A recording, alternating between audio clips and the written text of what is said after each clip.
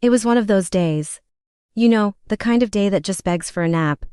So Barnaby, a distinguished golden retriever of nearly 8 months, sauntered into my favorite napping spot only to find an uninvited guest sound asleep in my plush bed. At first, I was confused. The bed was slightly bigger than me, so it wasn't often that something or someone would be in there that I hadn't put. And this thing, well, it was small and fluffy and had a little pink bill and webbed feet. I tried to nudge it with my nose, but it didn't budge. So I did the next best thing. I let out a little whine, hoping to dislodge whatever was in my bed. But the little thing just sort of mumbled in its sleep and turned over.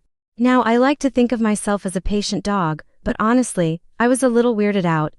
I took a step back and tilted my head, trying to figure out what to do next. It was then that the little fluff ball opened its eyes, looked at me, and let out the most indignant quack.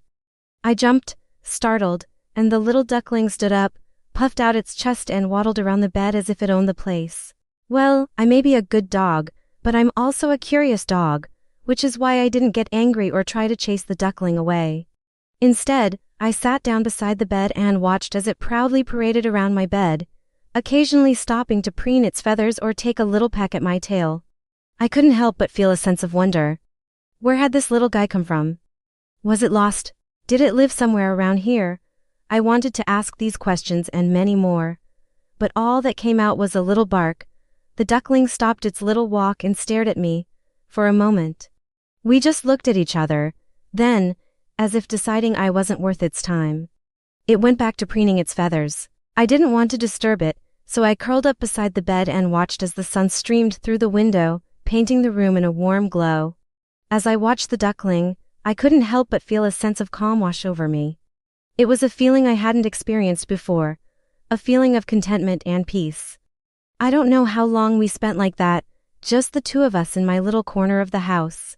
But eventually, the little duckling must have gotten tired because it curled up in a little ball and fell asleep.